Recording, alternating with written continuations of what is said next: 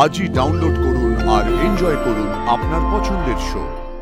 তো তোমার কি ইচ্ছে ছিল ডাক পিয়নের কাজ করার? না, এটা আমার ইচ্ছা ছিল না। আমার ইচ্ছা ছিল ডাক্তার হওয়ার, কিন্তু সেটা হয়নি। দিদি নাম্বার ওয়ান একটি স্লোগান যা স্বপ্ন দেখায়, বাঁচতে শেখায় হাজার হাজার মেয়েকে। দিদি নাম্বার ওয়ান একটা চেতনা যা ভাবতে শেখায় সহস্র পরিবারকে, যে মেয়েরা আর ফেলনা নয়, তারাও পারে পরিবার, সমাজ, দেশ এবং বিশ্বের পাশে দাঁড়াতে। তাদের গল্পে এই মঞ্চ আলোকিত হয়, অনুপ্রাণিত হয় আরও অনেক মেয়ে। গর্বিত হই আমরাও। তাই আজ বাংলার সকল দিদিকে কুর্নিশ জানিয়ে শুরু করব আমাদের আজকের পর্ব। সুদেষ্ণা কলকাতা পুলিশে কর্মরত। একদম। কিভাবে শুরু হলো এই জার্নিটা সুদেষ্ণা? কলকাতায় তুমি পোস্টেড, বাট তুমি তো এখানকার মেয়ে নও। না দিদি, তুমি হুগলির আরামবাগের মেয়ে। আরামবাগ থেকেও আরো 10-12 কিলোমিটার ভেতরে আমার গ্রাম। তো এই জার্নিটা তো শুধু আজকের নয়, এটা একদম আমার ছোটবেলাকার জার্নি। আমি একদমই খুব সাধারণ একটা বাড়ির মেয়ে, তার মধ্যে আমি বড় সন্তান। আমার আরো 2 বোন আছে। এবার স্বাভাবিকভাবে গ্রামের দিকে 3 বোন থাকলে একটা বিয়ে দেওয়ার চাপ তো থাকেই, সে পড়াশোনা করুক আর নাই করুক। তো সেইভাবেই আমার পড়াশোনাটা যখন একটু শেষের দিকে হলো, তখন বিয়ে দেওয়ার একটা প্রচণ্ড চেষ্টা চলছিল। কিন্তু আমার বাবা মা, আমি ভাগ্যবতী যে আমি এরকম বাবা মা পেয়েছি। আমি পরীক্ষা দিতে যাওয়া শুরু করে, আমি মাঠ করতে যাব, আমি আমার পরীক্ষার প্রিপারেশন নেব, সব কিছুতেই আমার বাবা মা সবার বিরুদ্ধে লড়াই করে আমার পাশে এসে দাঁড়িয়েছে। তাই হয়তো আজকে আমি এই জায়গাটা পেয়েছি। পুলিশে আসবে কেন ভাবলে? দেখুন, প্রথমেই বললাম যে পুলিশে সবাই ভয় পেত, কিন্তু পুলিশই সবার কাছে আস্থার জায়গা। ইউনিফর্মের প্রতি একটা আলাদাই মানে আছে, সবার মধ্যে আমাকে আলাদা করে চিনবে কিভাবে আমার কাজে। তো পুলিশের দ্বারা সেই কাজটা আমার মনে হয় সম্ভব। তো সেই জন্য একটা তো বেছে নিয়েছি, না হলে তো ফর্মই ফিল আপ করতাম না। তো এইটা একটা আমার কাছে বিরাট বড় জায়গা। আমি আমার গ্রামের মধ্যে সবচেয়ে মানে প্রথম সরকারি চাকরিজীবী মহিলা যে এতটা স্ট্রাগল করে এই জায়গায় এসে দাঁড়িয়েছি, এবং সবাই না করে দিয়েছিল যে এটা হবে না, কিন্তু তখনও আমি মানে হাল ছাড়িনি, একদমই হাল ছাড়িনি, এবং সবার কাছে প্রমাণ করে দিয়েছি যে হ্যাঁ, আমি নিজের জীবনে সাকসেসফুল হতে পেরেছি এবং বাবা মায়ের মুখ উজ্জ্বল করেছি। যে আমাকে নিয়ে যারা বলেছিল যে ওর মতো হোস না, এখন তারাই বলে যে ওর মতো হয়ে দেখা। সঞ্চারী, জীবনে অনেক লড়াই, শুনি তোমার গল্প।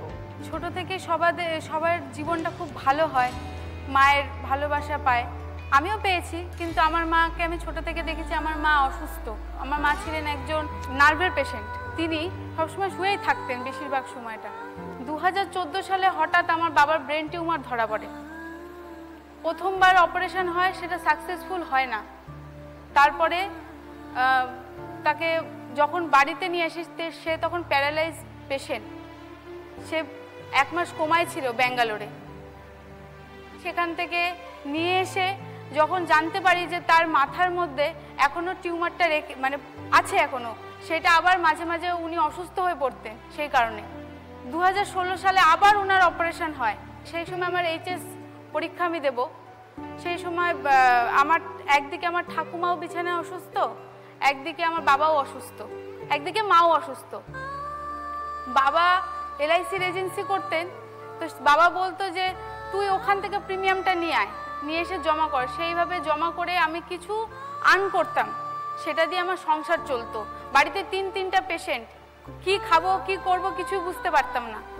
সেই জন্য আমাকে সবাই বলতো যে তুই এই প্রফেশনটায় আয়, না হলে তুই কি করে জীবনে চলতে পারবি। তখন তুমি সবে উচ্চ মাধ্যমিক পাশ করেছো? হ্যাঁ, সবে উচ্চ মাধ্যমিক পাশ করেছি।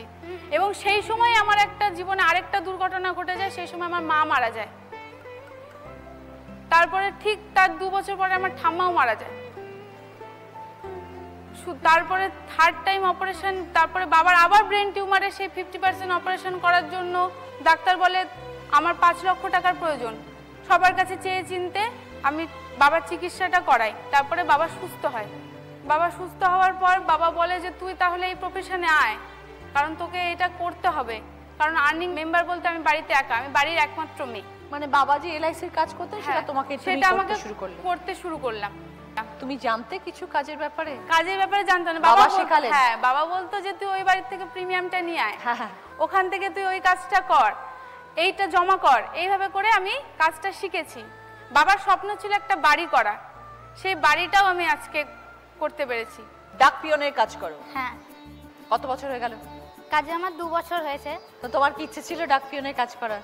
না, এটা আমার ইচ্ছা ছিল না। আমার ইচ্ছা ছিল ডাক্তার হওয়ার, কিন্তু সেটা হয়নি।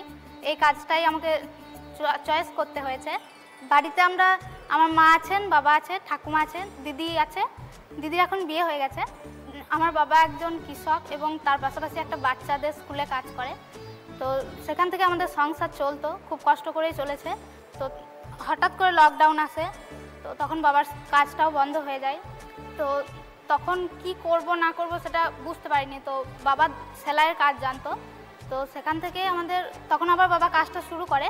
তো সেই কাজটা থেকে আমাদের তখন সংসার চলতো। তারপর তখন আমার মাধ্যমিক, তারপর আস্তে আস্তে ওটা কেটে ওঠে, মাধ্যমিকের রেজাল্ট বেরোয়, আমি খুব ভালো রেজাল্ট করি। তো তাতে সবাই খুশি, আমার পরিবারের সবাই খুশি। থাকো কোথায়, বাড়ি কোথায়? বাড়ি আমার নানুবাজার গ্রাম, সেটা কোথায়? বীরভূম। আর তুমি কাজও ওখানেই করো? আমার গ্রামে নয়, কাজটা করি আমি চৌহাট্টা ব্রাঞ্চ পোস্ট অফিসে। তো আমার বাড়ি থেকে 14 কিলোমিটারের রাস্তা ওইটা। তো আমি মাধ্যমিকের পর উচ্চ মাধ্যমিকে সায়েন্স নিয়ে পড়ি। তো বাবাকে বলি যে বাবা আমি সায়েন্স নিয়ে পড়বো। তো বাবা বলে যে না আমি পারবো না অতটা টানতে। তো তারপর যখন উচ্চ মাধ্যমিক যখন দিই তার আগে আমার এই কাজ যে ডাকপিয়নের কাজটা এর নোটিফিকেশান, অনলাইন নোটিফিকেশান আসে। তো সেই নোটিফিকেশান দেখে আমি যে স্যারের কাছে অঙ্ক করতাম, তো সেই স্যার আমাকে বলে যে এরকম নোটিফিকেশান বেরিয়েছে, তো তুই ফর্ম ফিল আপ কর। তো ফর্ম ফিল আপ করি।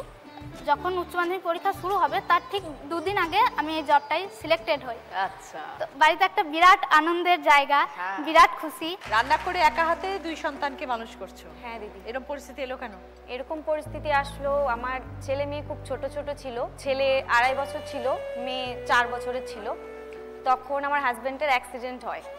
তো তার আগে আমার হাজব্যান্ড বিজনেস করবে জন্য আমি 1.5 লাখ টাকা লোন উঠিয়ে দিয়েছিলাম। তো অ্যাক্সিডেন্ট হওয়ার পরে একদিক থেকে সেই লোনের চাপ, যেহেতু আমার আইডি দিয়ে, একদিক থেকে হাজব্যান্ডের চিকিৎসা, তারপরে হাজব্যান্ডকে অনেক কষ্ট করে ট্রিটমেন্ট করলাম, চিকিৎসা করলাম। তারপরে হাজব্যান্ডকে বলেছিলাম যে তুমি চলো আমার সঙ্গে, বাইরে গেছিলাম দিল্লিতে, তোমাকে কাজ করতে হবে না, তুমি শুধু ছেলে মেয়েকে দেখবা, আমি কাজ করব। হাজব্যান্ড ঘরেই থাকতো, ছেলে মেয়ে থাকতো, আমি কাজ করতাম। ফার্স্টে হাউসকিপিংয়ের কাজ করতাম, হাজব্যান্ডকে পয়সা দিতাম বাজার করার জন্য।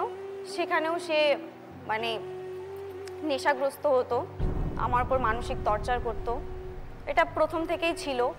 আমার ছেলে, আমার শ্বশুর শাশুড়িও দিল্লিতে থাকতো, আমি কাজ করতাম, কাজ করে আনে টাকা হাজব্যান্ডকে দিতাম। সে নেশাগ্রস্ত হয়ে থাকতো আর খুব টর্চার করতো আমাকে। তখন তোমরা দিল্লিতে? তখন আমি দিল্লিতে খুব অসুস্থ হয়ে গেলাম। অসুস্থ হয়ে যাওয়ার পর বাড়িতে আমি খবর দিলাম। তারপরে আমি অনেক কষ্ট করে ছেলে মেয়েকে নিয়ে ওখান থেকে পালিয়ে আসতে হয়েছিল আমাকে, সব কিছু ছেড়ে। শুধু খালি হাতে 2টো বাচ্চাকে নিয়ে কোলে করে দিল্লির বাজারে। আমি তখন কিছু চিনতাম না, জানতাম না। হাজবেন্ড ওখানেই রয়ে গেল? ওখানেই থেকেছিল। তারপর থেকে কোনো আমার আর খোঁজ করেনি যে আমি কোথায় গেলাম, কি হলো, কোনো খোঁজ করেনি। তারপরে বাচ্চা দুটোকে আমার মায়ের কাছে রেখে আমি আবার দিল্লিতে গিয়ে সেই টাকাগুলো, মানুষের টাকাগুলো আমি আবার শোধ করে বাড়িতে আসি। ওখানে রান্নার কাজ করছিলাম, রান্নার কাজ ওখানে শিখে এসে বাড়িতে এখন রান্নার কাজ করছি। আচ্ছা। আর রান্না করে ছেলে মেয়েকে মানুষ করছি। অনেকগুলো বাড়িতেই করছো? হ্যাঁ, 4 বাড়িতে রান্না করি। আচ্ছা। আর সেই টাকা দিয়েই নিজেও কিছু করছি, ছেলে মেয়েকে মানুষ করছি। আমি ভালো করে মানুষ করো, মানুষ করতে পারি। মা বাবার পাশে থাকো, এতদিন কষ্ট করেছো, এখন ভালো করে কাজ করে নিজের একটা জায়গা তৈরি করো। ঠিক আছে?